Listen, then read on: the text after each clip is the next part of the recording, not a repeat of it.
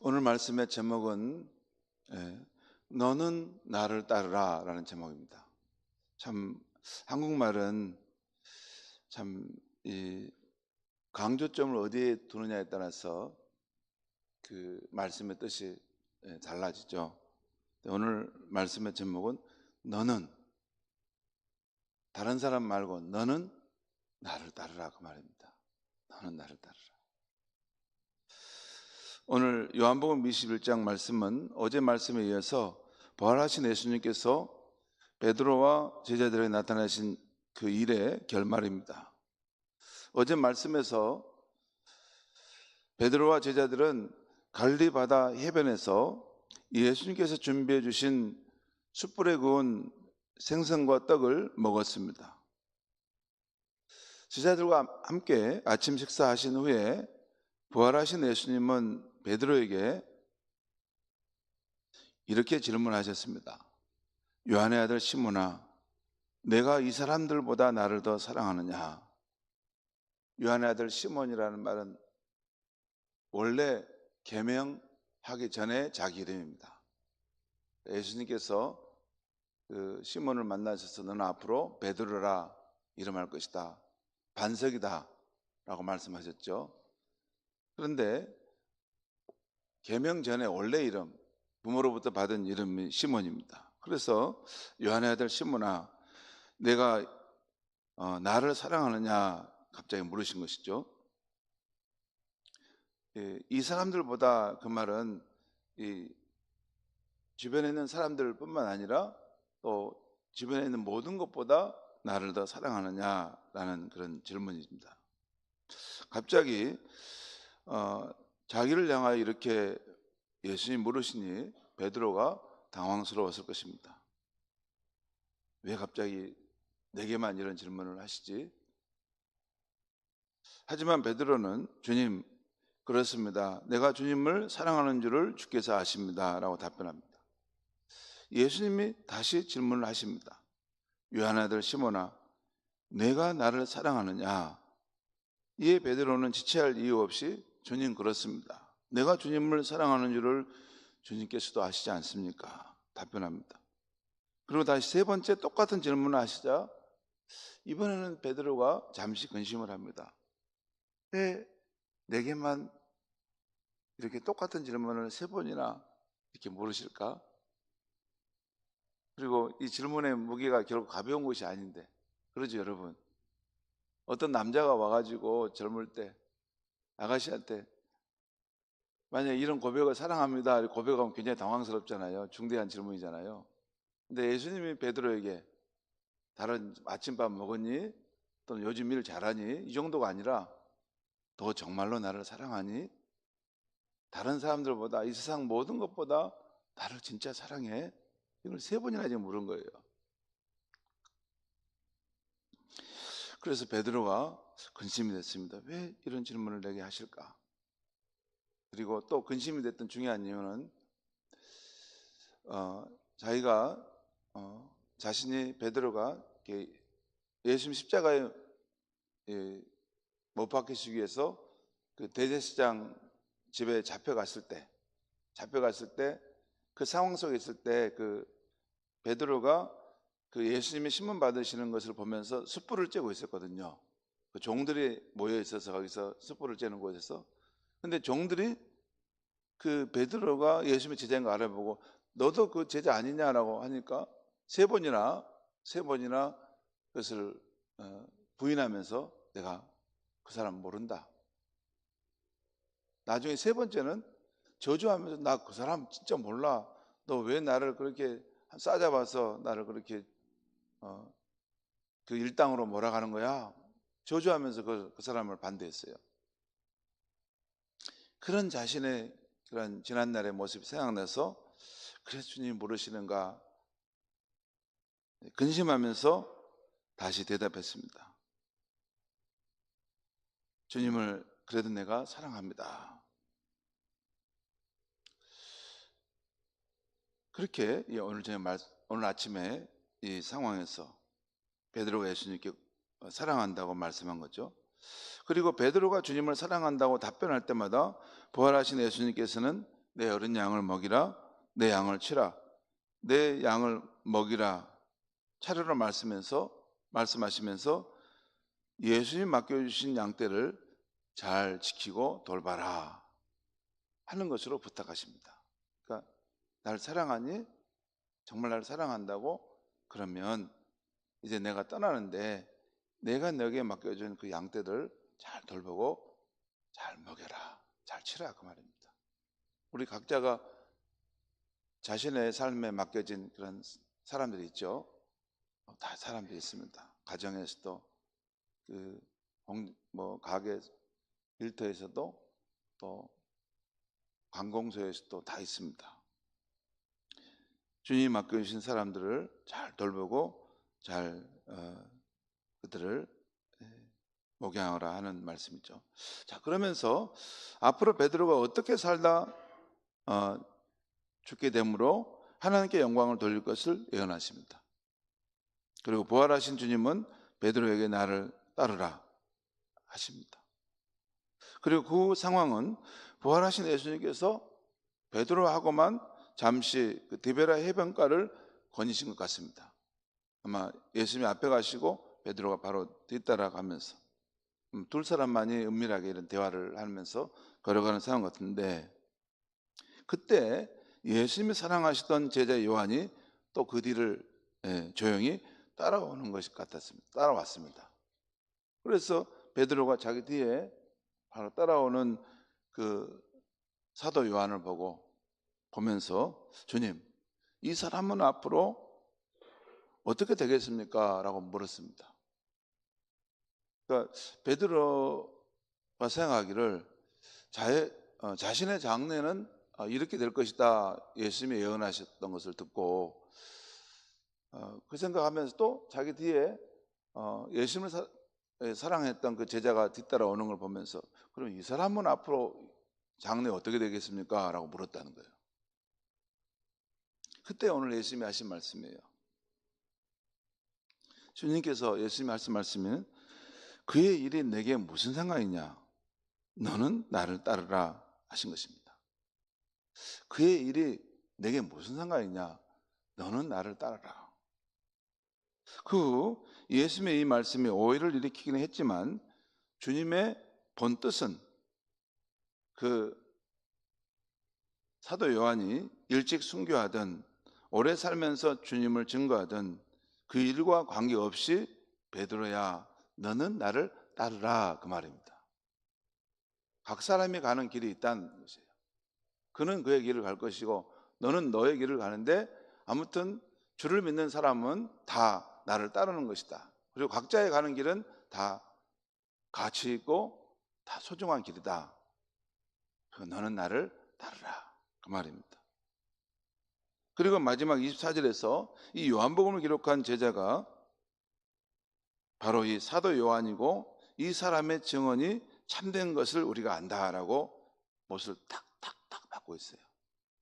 그러니까 성경에 기록된 하나님의 말씀이 참된 말씀이라는 것을 우리가 확증한다 하면서 꽝꽝꽝 이것을 다시 못을 박는 거죠. 여기까지가 오늘 아침 말씀의 내용입니다. 오늘 아침 말씀을 통해서 이 성경이 우리에게 일깨워 주고자 하는 영적 교훈이 무엇일까 할 때 한 두 가지 정도를 살펴보겠습니다. 첫째는 자기 목숨을 잃을까 봐 3번이나 예수님을 모른다 부인했던 베드로였지만 우리 예수님은 그의 연약함을 아시고 다시 찾아오셔서 사랑으로 회복시켜 주신다는 것입니다. 이것이 중요한 메시지입니다. 여러분, 예수님이 누구십니까? 성자 하나님이시죠. 성자 하나님이신 예수님을 향한 한갓 피조물인 우리의 사랑은 연약함이 있을 수밖에 없습니다.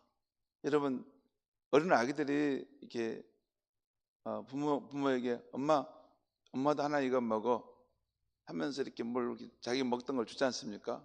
엄마를 사랑하는 마음으로 주죠. 거기 보면 떼 먹고 코 먹고 막 그렇지 않습니까? 뭘 섞여 가지고 있는 걸 엄마한테 주는 거 아니에요? 예수님이 우리에 대한 사랑은 온전한 아가페적 사랑이지만 우리 인간이 그 반응으로 하나님께 드리고자, 예수님께 드리고자 하는 사랑이 아무리 훌륭하다 할지라도 그 사랑에는 때가 묻습니다. 순수한 사랑은 없어요. 순수한 사랑은 없습니다. 순수한 사랑은 없는 겁니다. 인간은 순수하게 하나님을 사랑하고 예수님을 사랑할 수 없어요. 그것이 한가 피조물인 인간의 한계입니다. 그렇지 않습니까? 우리가 하나님을 사랑하고 예수님을 사랑해도 우리 자신의 연약함 속에서 예수님을 사랑하고 하나님을 사랑하는 것입니다. 곧 베드로처럼 목숨 바쳐 주님을 사랑한다 할지라도 자기 목숨을 잃을까 봐 번번이 약해지고 실패할 수 있는 사랑이 우리의 사랑인 것입니다. 그러나 연약한 우리의 사랑도 예수님은 귀중하게 여기신다는 것입니다. 그러니 실패하고 넘어져도 다시 오뚜기처럼 일어나서 주님, 부족한 사랑, 연약한 사랑이지만 그래도 예수님을 사랑합니다, 아주 많이 사랑합니다 하며 따라가야 하는 것입니다. 그것이 주님을 사랑하는 것입니다. 여러분, 다시 말씀드립니다. 하나님이 우리를 사랑하는 것과 우리 인간이 하나님을 사랑하는 것은 하늘과 땅 차이입니다. 예수님이 우리를 사랑하는 것과 우리가 예수님을 사랑한다고 하는 것은 하늘과 땅 차이입니다. 성자 예수님, 하나님이신 예수님이 우리를 사랑하는 그 사랑이 얼마나 진실하고 온전한 사랑이겠습니까? 근데 우리가 하나님을 사랑한다는 것이 다 때가 묻은 사랑입니다. 그리고 사랑한다고 고백하면서도 자기 목숨이 위태로우면 언제 그러냐는데 도망갈 수 있는 것이 우리 인간의 사랑입니다. 그것이 연약한 사랑이에요. 하지만 그런 사랑도 예수님은 귀하게 보신다는 거예요. 그리고 그렇게 주님을 사귀고 살다 보면 점점 우리의 연약한 사랑이 주님의 변치 않는 사랑이 되게 하시는 것입니다. 처음에는 사적인 그런 욕심, 이기적인 생각, 또 자기 어떤 목적을 가지고 주님을 믿는다고 왔다 갔다 하는데 나중에는 그 거품은 다 걷어지고 진실한 사랑을 점점 하게 되는 성도가 되는 것입니다. 왜냐하면 예수님을 사귀면 예수님이 우리를 받고 가셔요. 아름답게 받고 가셔. 왜냐하면 인격적인 사랑이기 때문에 그 예수님의 신실한 사랑을 정말 알게 된 사람은 예수님을 쉽게 비판 못합니다. 비판 못해요. 예수님은 관념적인 분이 아니라 그의 영으로 살아계셔서 우리 삶에 늘 실제하시기 때문에 그 예수님과 사귀어 산 사람은 사귐의 날이 오래 가면 갈수록 진짜 예수님과 같은 한결같은 사랑의 사람으로 점점 바뀌어져 갑니다. 진짜 바뀌어져 가는 거예요. 처음에 믿을 때는 저 나이롱 신자였는데 진짜 나중에 보니까 어떻게 사람이 저렇게 온유하고 진실한 사람이 됐을까? 예수님이 그의 삶을 변화시켜 가신다는 것입니다. 그러니까 실패하고 넘어졌다 해도 낙심하지 말 것은 계속해서 오뚜기처럼 일어나고 주님, 내가 이렇게 부족함이 많습니다. 내가 연약함이 많습니다. 그렇지만 또한 내 마음속에 주님을, 예수님을 향한 사랑의 마음은 늘 뜨겁습니다. 뜨겁습니다. 예수님, 나를 붙들어 주세요 하면 점차 예수님의 사랑의 사람으로 변화시켜 갈 줄 믿습니다. 두 번째는, 오늘 말씀에서 우리 주영증 두 번째는, 그가 가는 길이 내게 무슨 상관이냐, 너는 나를 따르라 하는 우리 주님의 말씀이시죠. 우리는 늘 곁눈질을 하며 살아갑니다. 곁눈질을 하고 그렇게 살아. 곁눈질을 하며 살지 않은 사람 하나도 없어요. 제가 보면 다 곁눈질하고 살아요. 본성적으로 곁눈질하고 살아요. 그런데 이런 우리의 태도가 좋을 수도 있고 나쁠 수도 있습니다. 좋으면은 자신이 독단적이거나 외골수로 가지 않도록 자신을 이렇게 균형을 잡아준다는 거예요. 여러분, 어제 우리 노예 모임이 있었는데 같이 점심 식사할 때 내 앞에 여자 목사님이 앉으셔서 이런저런 대화를 나눴어요. 그런데 대화를 나누는 중에 물었어요. 제가 그 목사님 저기 목회하시는데 어쩌시냐 물어봤더니 이제 자기는 혼자 결혼 안 했다는 거예요. 혼자 싱글로 이제 여성 목사로서 이렇게 목회를 한다는 거예요. 그래서 교회가 작지만 그 교회를 섬긴다는 거예요. 그래서 제가 여성 목사로서 혼자 한다. 그리고 하시는 말씀이 나는 이 남편이 없기 때문에 오직 한 마음으로 주님을 섬기고 성도를 섬겨서 나는 좋다고. 그럼 맞겠다고. 왜냐하면 남편이 있는 그 여자 목사님들은 꼭 남편을 섬겨야 되고 교회도 주님을 섬겨야 너무 힘들다는 거예요. 근데 자기는 오직 주님만을 섬길 수 있어서 참 좋다는 거예요. 그러시겠다고. 근데 또 가만히 생각했을 때 이런 말씀도 드렸어요. 근데 목사님, 여성 혼자만 이렇게 하면 이게 때로는 이렇게 외골수로 잘 모르고 내가 지금 가는 방향이 잘 모르고 한쪽으로는 치우치지 않겠습니까? 그래서 누군가가 목사님을 이렇게 조정해 줄 수 있는, 균형 잡아 줄 수 있도록 하는 사람이 필요할 텐데, 부부가 목회하면 그런 점이 있다고.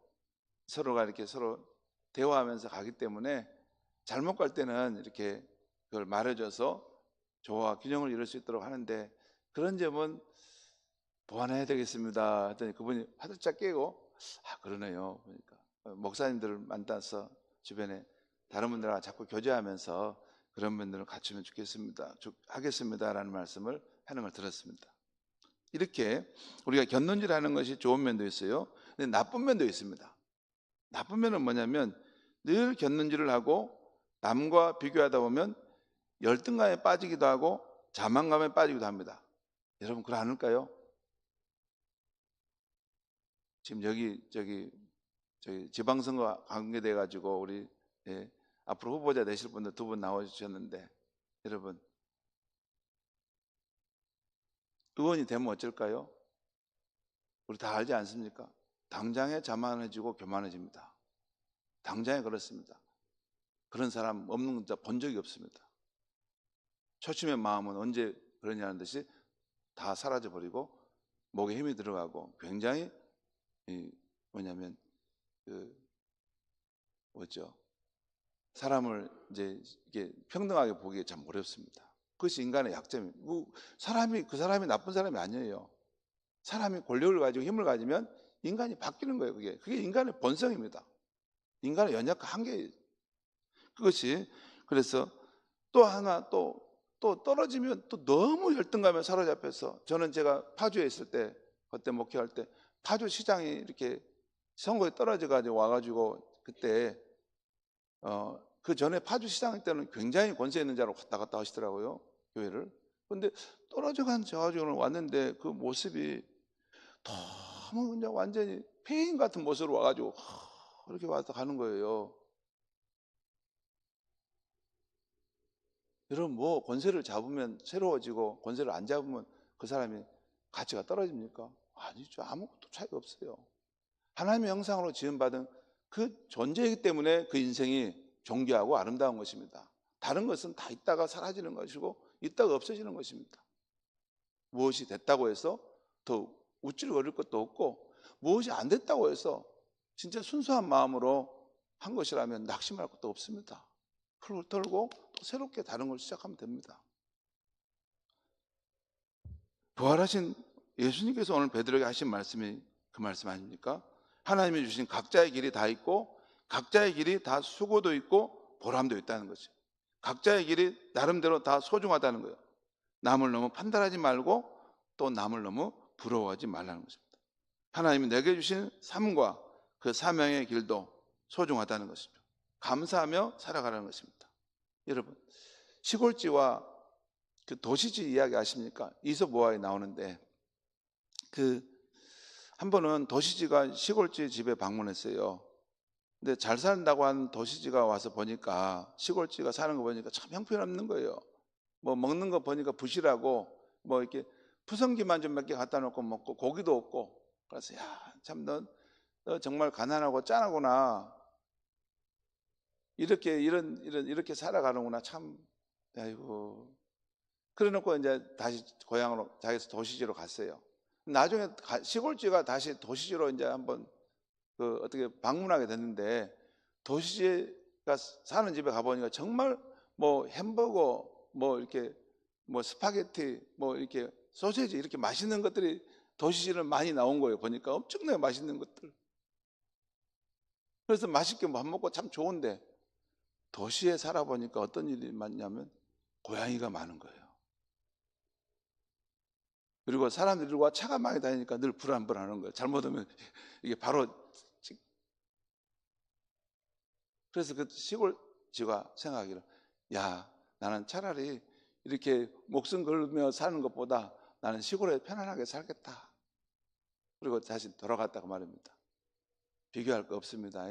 다 모든 인생은, 모든 삶의 자리는 다 존경하고, 다 생각해 보면 가치 있고 보람이 있습니다. 그리고 또한 또 하나 중요한 건 뭐냐면, 그 모든 삶의 자리는 그 사람이 높은 위치에 가고 또 남보다 건강하고 잘 살기 때문에 걱정이 없는 것 같지만 그렇지 않습니다. 다 각자가 지고 하는 인생의 무거운 고생의 짐이 다 있습니다. 때로는 남모르게 밤 깊은 밤 홀로 흐느껴 울어야 되는 삶의 고통을 다 안고 가는 것이 부자도 가난하도 다 마찬가지입니다. 그래서 항상 어떤 삶의 상황 속에 있든지 간에 좋은 면을 바라보고, 내게 주신 이런 삶, 내게 주신 이런 그런 좋은 것들을 대해서 늘 감사하고, 그 삶 속에서 비교하지 말고 오직 예수님만을 나는 따라갑니다 하면서 믿음의 주 온전케 하신 예수님을 따라가는 주님의 제자들이 되어야 할 줄 믿습니다. 기도하겠습니다. 하나님 아버지, 감사합니다. 오늘 아침에도 하나님 말씀하셨습니다. 우리가 하나님을 믿고 또 예수를 믿는다고 하지만 늘 우리는 때 묻은 사랑, 때 묻은 신앙으로 예수를 믿고 따릅니다. 하지만 우리가 실패하고 넘어질 때에도 다시 일어나 오뚜기처럼 하나님을 신뢰하고 예수를 믿는 신앙으로 나아갈 때 예수님은 귀히 보시고 사랑하신다는 것을 말씀하시니 감사합니다. 하나님 아버지, 편치 않는 마음으로 점점 예수를 사랑하고 예수를 진정으로 믿고 의지하는 우리 성도님들이 될 수 있게 하여 주시옵소서. 그리고 또한 우리의 인생이 내게 주어진 삶의 자리, 우리 하나님께서 가장 좋은 길, 그래도 너에게 가장 좋은 것을 내가 준 것이다 하는 그 말씀을 믿고 항상 주어진 삶 속에서, 그 환경 속에서 내가 이미 받은 것들을, 좋은 것들을 늘 감사하면서 하나님을 찬양하고 사람들을 사랑할 수 있는 우리의 삶이 되게 하여 주시옵소서. 예수님의 이름으로 기도합니다. 아멘.